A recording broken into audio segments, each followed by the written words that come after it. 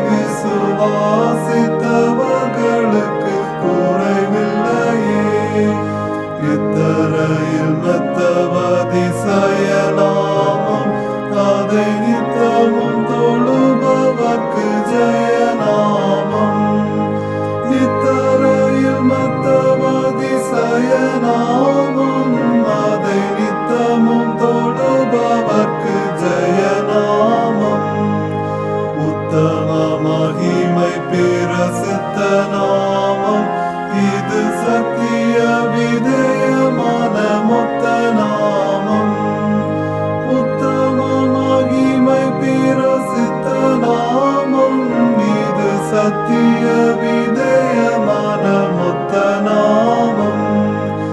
விண்ணவரும் பண்ணுடன் கொண்டாடும் நாமம், கடும் வேதாளம் கண்டு பயந்தோடும் நாமம். விண்ணவரும் பண்ணுடன் கொண்டாடும் நாமம், கடும் வேதாளம் கண்டு பயந்தோடும் நாமம். பட்சமுடன் ரட்சை செய்யும் உபகாரி, தீய பாவ பிணி தவிர்க்கும் பரிகாரி. பட்சமுடன் ரட்சை செய்யும் உபகாரி, தீய பாவ பிணி தவிர்க்கும் பரிகாரி. இயேசுவின் நாமமே திருநாமம், முழு இருதயத்தால் தொழுவோம் நாமும். இயேசுவின் நாமமே திருநாமம், முழு இருதயத்தால் தொழுவோம் நாமும். இயேசுவின் நாமமே திருநாமம், முழு இருதயத்தால் தொழுவோம் நாமும். இந்த நாளுக்குரிய திருமுறை பகுதி அப்போஸ்தலனாகிய பவுல் கொரிந்தியருக்கு எழுதின முதலாம் நிருபம் 10வது அதிகாரம் வசனங்கள் 14 முதல் 22 முடிய. ஆகையால் எனக்கு பிரியமானவர்களே, விக்கிரக ஆராதனைக்கு விலகி ஓடுங்கள். உங்களை புத்திமான்கள் என்று எண்ணி பேசுகிறேன். நான் சொல்லுகிறதை நீங்களே நிதானித்து பாருங்கள். நாம் ஆசீர்வதிக்கிற ஆசீர்வாதத்தின் பாத்திரம் கிறிஸ்துனுடைய இரத்தத்தின் ஐக்கியமாய் இருக்கிறது அல்லவா? நாம் பிற்கிற அப்பம் கிறிஸ்துனுடைய சரீரத்தின் ஐக்கியமாய் இருக்கிறது அல்லவா? அந்த ஒரே அப்பத்தில் நாம் எல்லாரும் பங்கு பெறுகிறபடியால் அநேகரான நாம் ஒரே அப்பமும் ஒரே சரீரமுமாய் இருக்கிறோம். மாம்சத்தின்படியான இஸ்ரவேலரை பாருங்கள். பலிகளை புசிக்கிறவர்கள் பலிபீடத்தோடு ஐக்கியமாய் இருக்கிறார்கள் அல்லவா? இப்படி இருக்க விக்கிரகம் ஒரு பொருளென்றும் விக்கிரகத்திற்கு படைக்கப்பட்டது ஒரு பொருளென்றும் நான் சொல்லுகிறேனோ? அஞ்ஞானிகள் பலியிடுகிறவைகளை தேவனுக்கு அல்ல, பேய்களுக்கே பலியிடுகிறார்கள் என்று சொல்லுகிறேன். நீங்கள் பேய்களோடு ஐக்கியமாயிருக்க எனக்கு மனதில்லை. நீங்கள் கர்த்தருடைய பாத்திரத்திலும் பேய்களுடைய பாத்திரத்திலும் பானம் பண்ணக்கூடாது. நீங்கள் கர்த்தருடைய போஜன பந்திக்கும் பேய்களுடைய போஜன பந்திக்கும் பங்குள்ளவர்களாய் இருக்கக்கூடாது. நாம் கர்த்தருக்கு எரிச்சலை மூட்டலாமா? அவரிலும் நாம் பலவான்களா? இந்த நாளுக்குரிய திருமுறை பகுதி படித்தாயிற்று.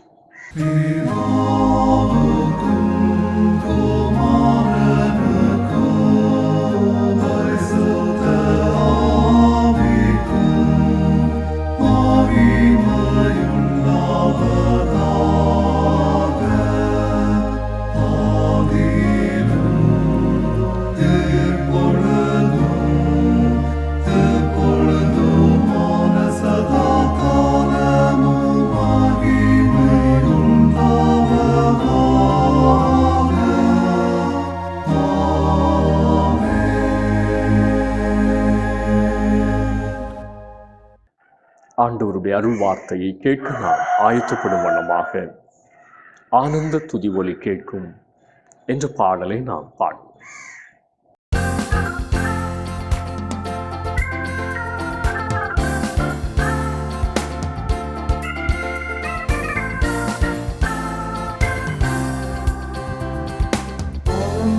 துதி ஒலி கேட்கும், பாடல் பாடல் சத்தமும் தோனிக்கும்.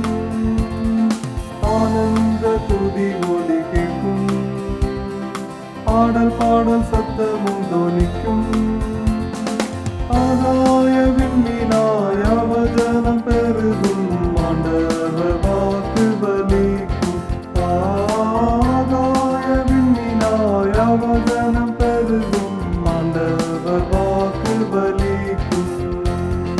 மகிமைப்படுத்துவேன் என்றாரே, மைவானில் பாசம் பெரிதே. மங்காத புகழ்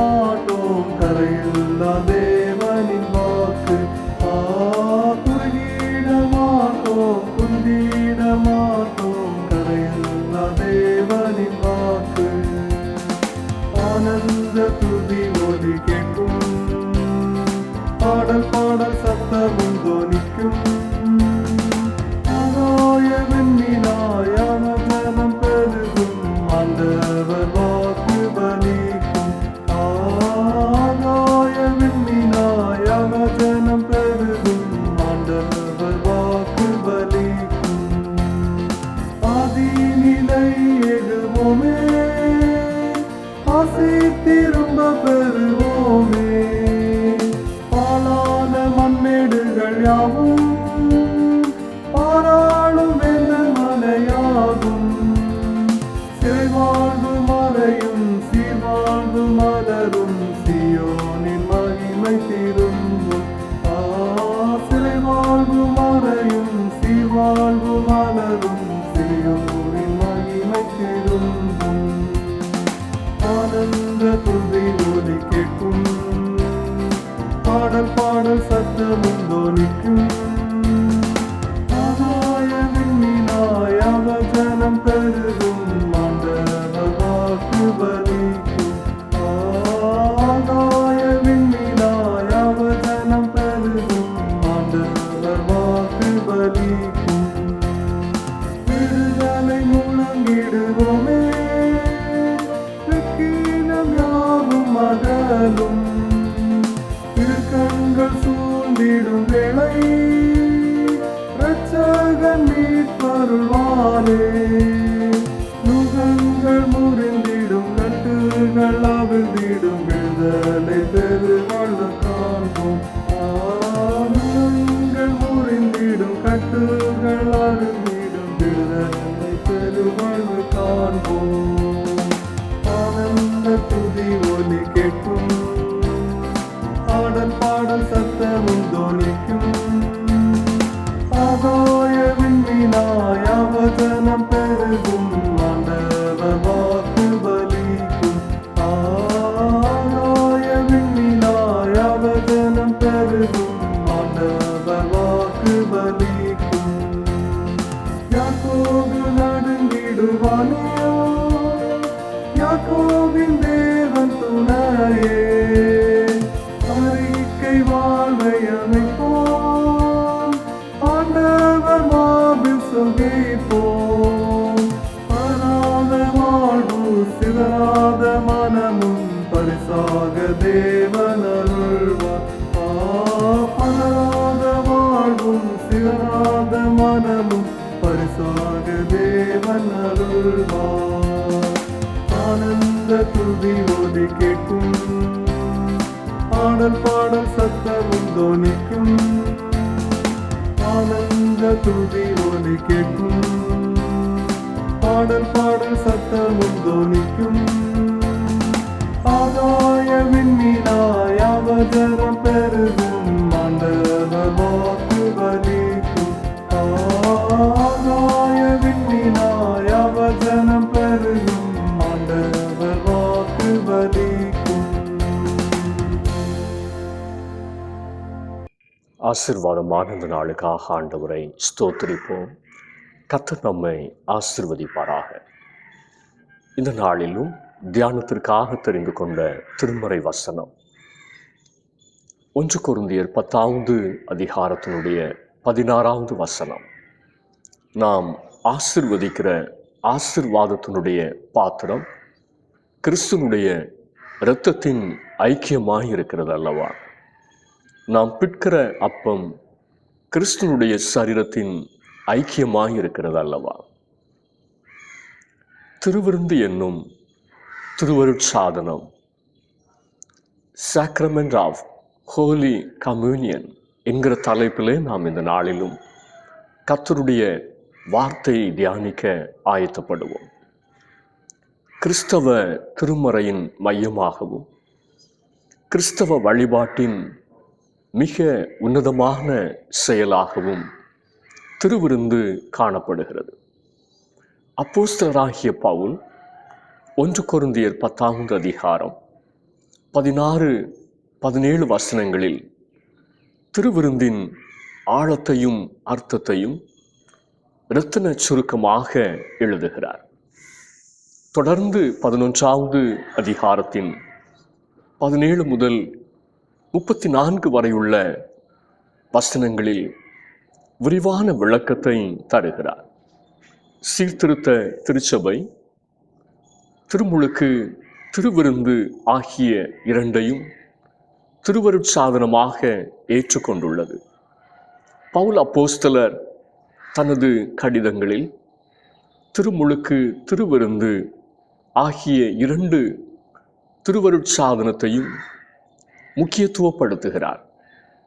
ஆண்டவர் இயேசு திருவிருந்தை ஏற்படுத்தினார் என்பதையும், திருவிருந்தை கடைப்பிடிக்க கட்டளையிட்டார் என்பதையும் 1 கொரிந்தியர் 11:23 முதல் 25 வரையுள்ள வசனங்களில் பவுலடிகளார் சபைக்கு தெளிவுபடுத்துகிறார்.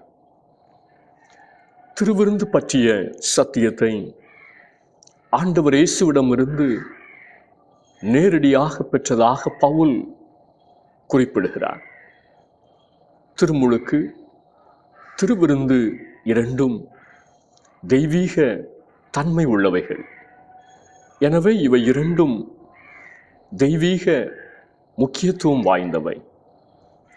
ஒரு கிறிஸ்தவனுடைய வாழ்க்கை திருமுழுக்கில் துவங்குகிறது.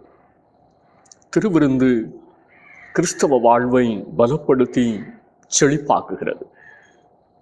ஒவ்வொரு கிறிஸ்தவரும் தங்கள் வாழ்வில் கடைப்பிடிக்க வேண்டிய ஆன்மீக கடமையாக திருவருட்சாதனம் காணப்படுகிறது.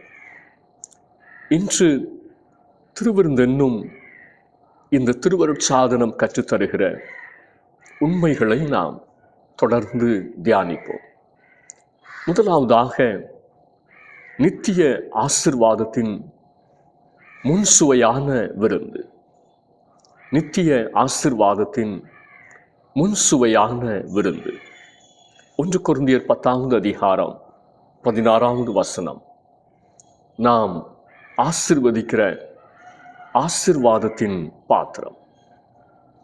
திருவிருந்து அல்லது கர்த்தருடைய பந்தி ஆசீர்வாதம் நிரம்பி வழிகிற ஒரு பந்தி. திருவிருந்து நித்திய ஆசீர்வாதத்தின் முன்சுவையான விருந்து.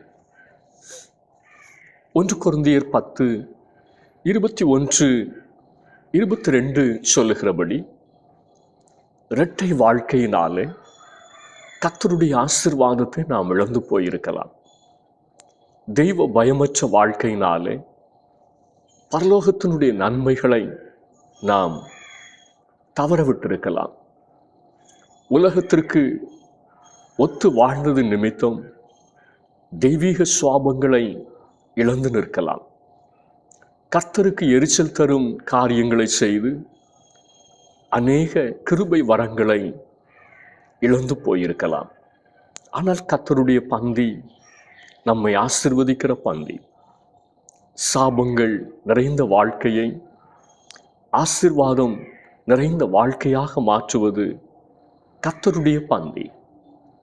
முந்தின காலங்களில், நம்முடைய முன்னோரின் நாட்களில் காலரா பெரும் தொற்று பல கிராமங்களை முற்றிலும் இல்லாமல் விழுங்கி போட்டது. நாசரேத் திருச்சபையானது அதனுடைய சுற்று வட்டாரத்திலே ஜனங்கள் மடிந்து கொண்டிருந்த பொழுது, நாசரேத் திருச்சபையினுடைய போதகரும் சபை மக்களும் கூடி தேவ சமூகத்திலே ஒரு பொருத்தனை செய்தார்கள்.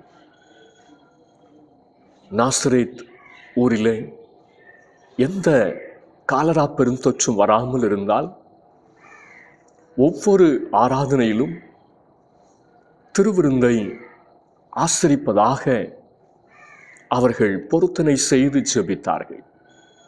என்ன ஒரு ஆச்சரியம்! நாசரேத்தினுடைய சுற்றுவட்டார பகுதியிலே பெரும் தொற்றினாலே ஏராளமான மக்கள் மடிந்து போனார்கள். ஆனால் அந்த நாசரேத் கிராமத்தில் ஒருவர் கூட இந்த காலரா பெரும் தொற்றினாலே மரித்து போகவில்லை. இன்றைக்கு வரைக்கும் அந்த நாசரேத் திருச்சபையிலே ஒவ்வொரு ஆராதனையிலும் இந்த திருவிருந்து பரிமாறப்பட்டு வருகிறது. திருவிருந்து நித்திய ஆசீர்வாதத்தினுடைய முன்சுவையான விருந்து. யோவான் 6வது அதிகாரம் 54 ஆண்டவர் இயேசு சொன்னார், என் மாம்சத்தை புசித்து என் இரத்தத்தை பானம் பண்ணுகிறவனுக்கு நித்திய ஜீவன் உண்டு.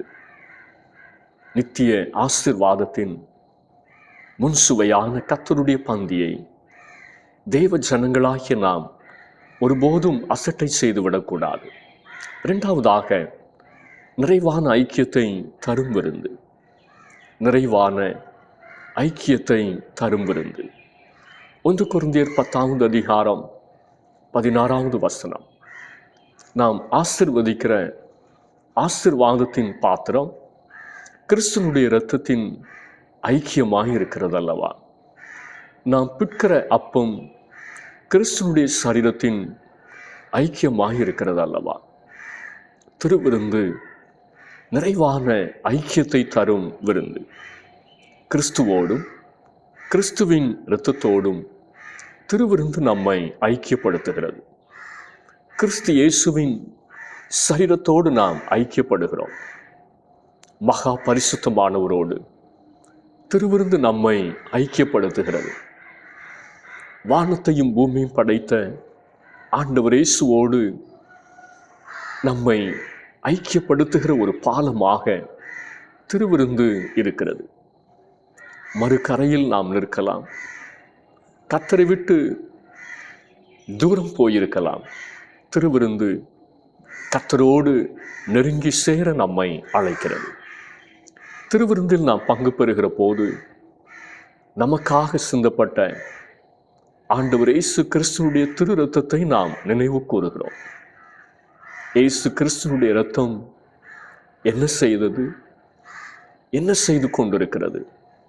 எபேசியர் 2:13 சொல்லுகிறது, முன்னே தூரமாயிருந்த நீங்கள் இப்பொழுது கிறிஸ்து இயேசுவுக்குள் கிறிஸ்துவின் இரத்தத்தினாலே சமீபமானீர்கள். திருவிருந்து இயேசு கிறிஸ்துவின் அருகில் நம்மை கொண்டு சேர்க்கிறது. தூரத்தில் இருந்தோம், கிறிஸ்துவுக்கும் நமக்கும் எந்த சம்பந்தமும் இல்லாதவர்களாய் வாழ்ந்தோம்.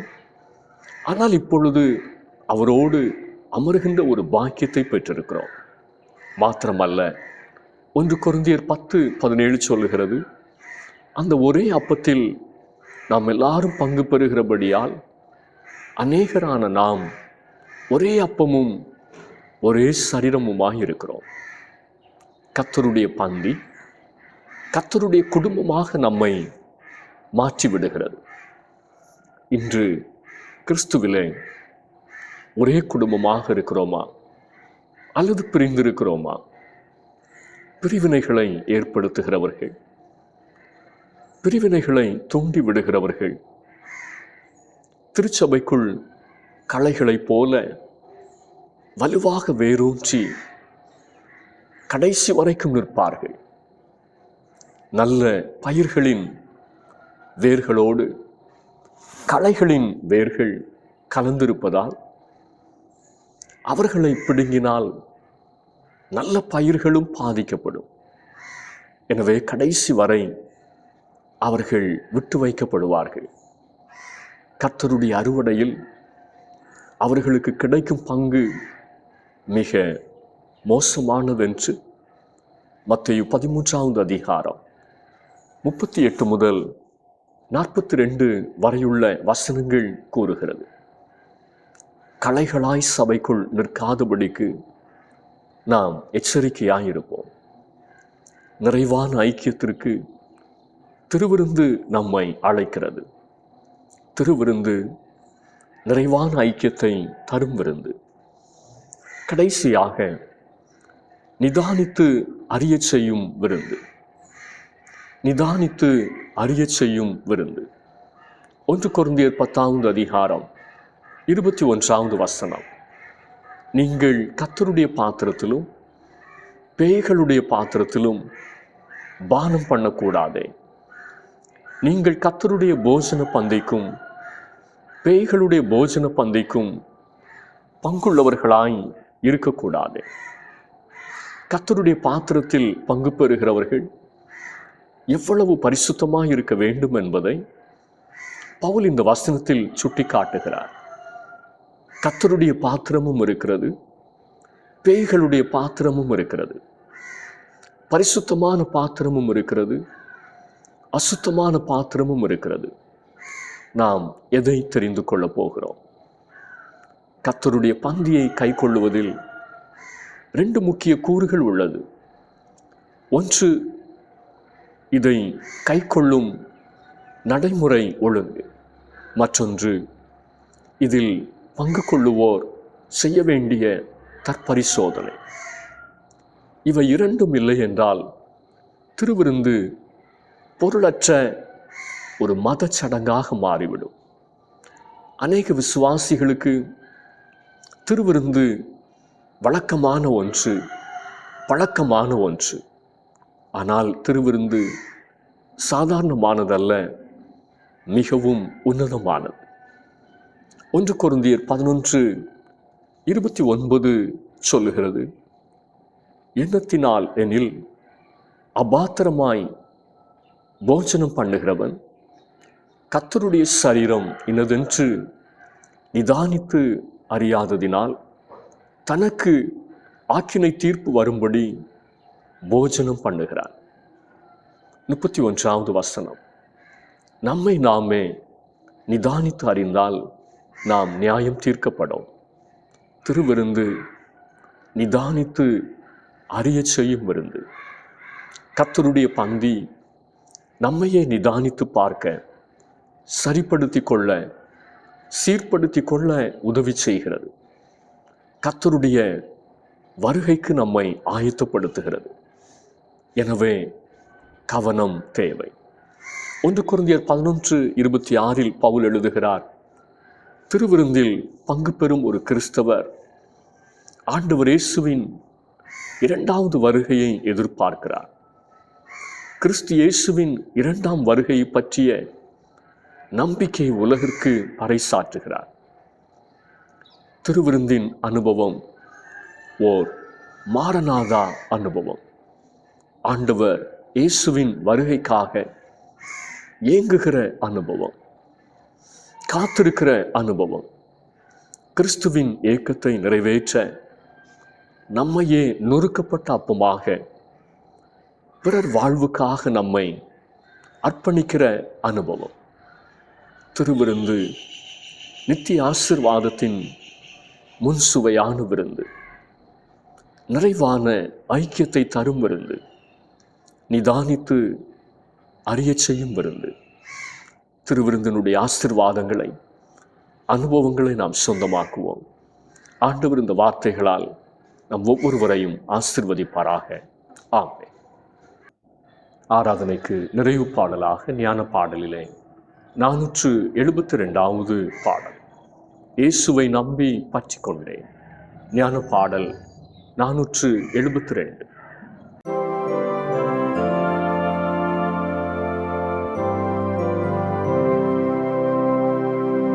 இயேசுவை நம்பி பற்றி கொண்டேன், மாட்சிமையான மீட்பை பெற்றேன். தேவகுமாரன்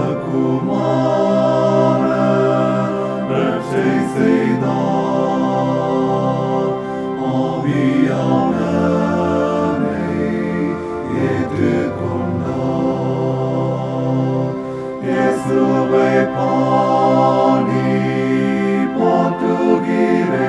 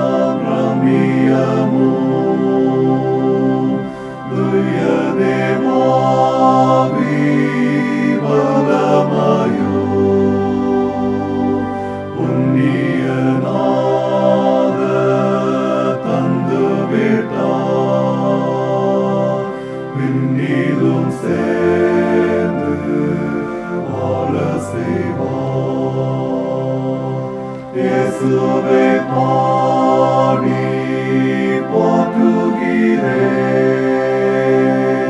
நேசரை பார்த்து பூரிக்கிறேன். மீட்பரை நம்பி நேசிக்கிறேன். நீடுழி கால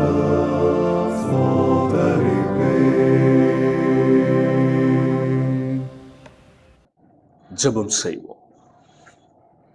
எங்கள் அன்பின் பரலோக பிதாவே, திருவிருந்து என்னும் சாக்கிரமத்தை எங்களுக்கு தந்து அதன் வழியாக எங்களை அளவில்லாமல் தம்முடைய ஆசீர்வாதத்தினால் ஆசீர்வதித்த அன்பை நினைத்து நாங்கள் உம்மை துதிக்கிறோம். ஆண்டவரோடு நாங்கள் ஐக்கியப்பட்டவர்களாக ஒவ்வொரு நாளும் வளர கர்த்தர் எங்களுக்கு உதவி செய்வீராக. எங்களையே நிதானித்து பார்த்து குறைவுகளை களைந்து கிறிஸ்துவுக்குள்ளாக முன்னோக்கி செல்லுகிற விசுவாச அனுபவத்தை ஆண்டவர் எங்களுக்கு அருளி செய்ய நாங்கள் ஜெபிக்கிறோம். உம்முடைய சமூகத்திலே வந்து இந்த நல்ல வார்த்தைகளை கேட்ட ஒவ்வொருவரையும் கர்த்தர் ஆசீர்வதிக்க நாங்கள் ஜெபிக்கிறோம். தம்மையே விருந்தளித்த கிறிஸ்துவை நாங்கள் மறவாதபடிக்கு ஒவ்வொரு நாளும் நினைவு கூர்ந்து ஆண்டவருடைய அன்பை உறுதியாக பற்றி பிடித்து கொள்ள கர்த்தர் கிருபை பாராட்ட ஜெபிக்கின்றோம்.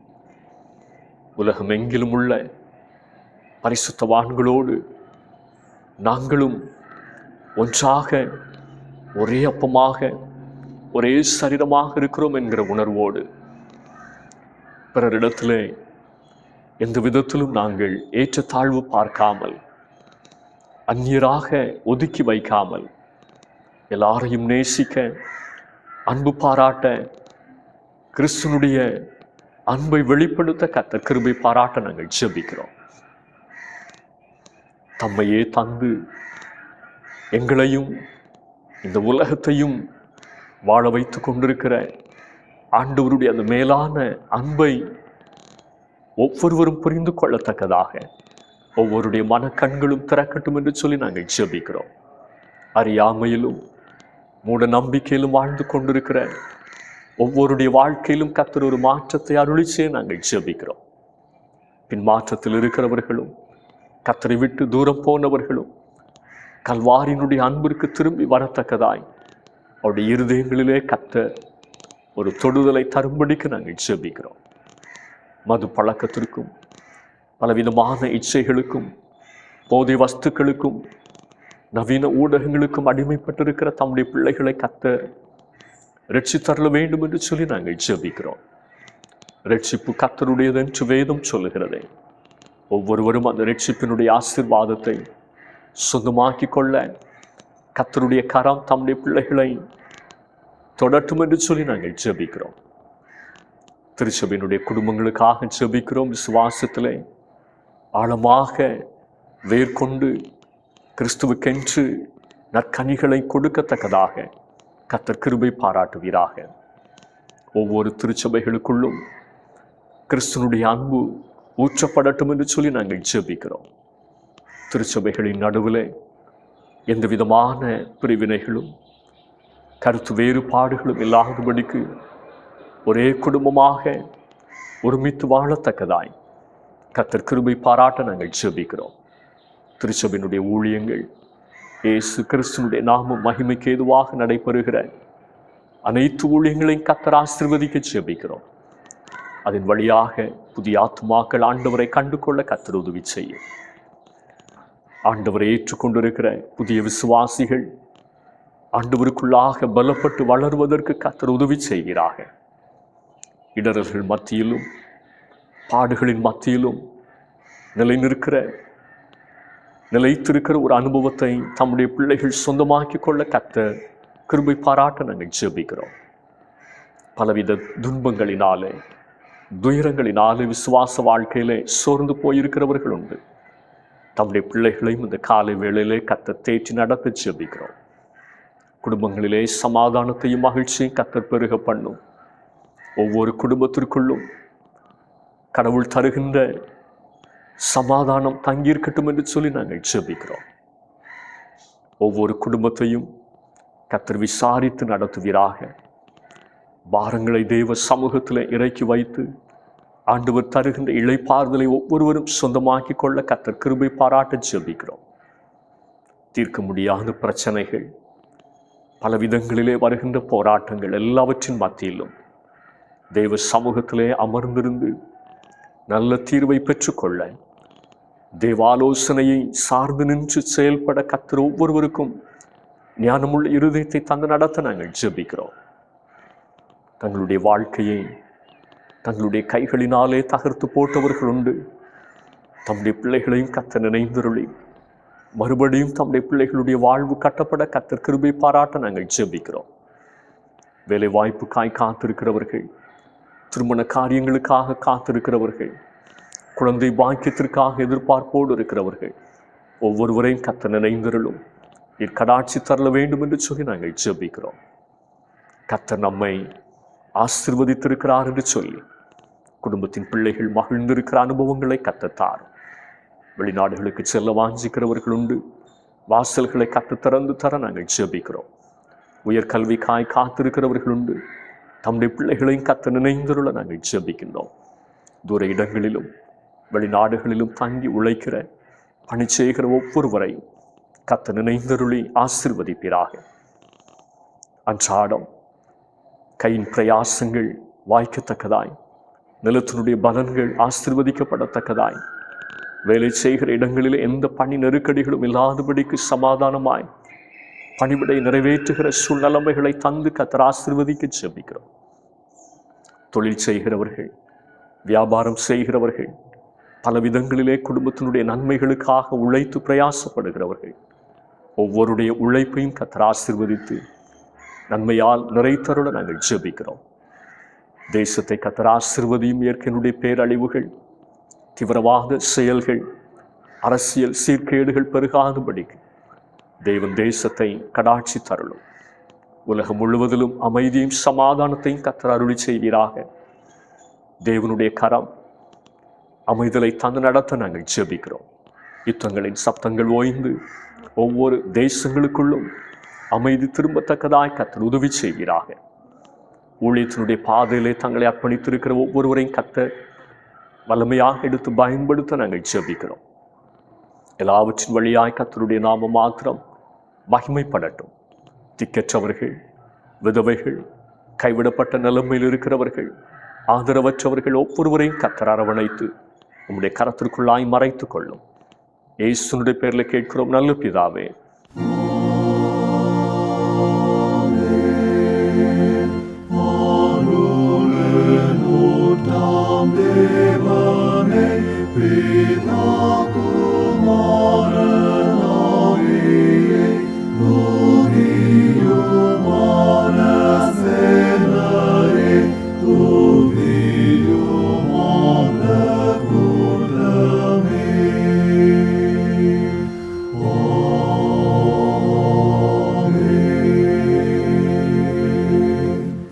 ஆண்டவராகிய இயேசு கிறிஸ்துவின் கிருபையும் பிதாவாகிய தேவனுடைய அன்பும் பரிசுத்த ஆவியினுடைய ஐக்கியமும் சிநேகமும் நம் அனைவரோடும் இன்றும் என்றும் சதா காலங்களிலும் நிறைவாய் தங்கியிருப்பதாக.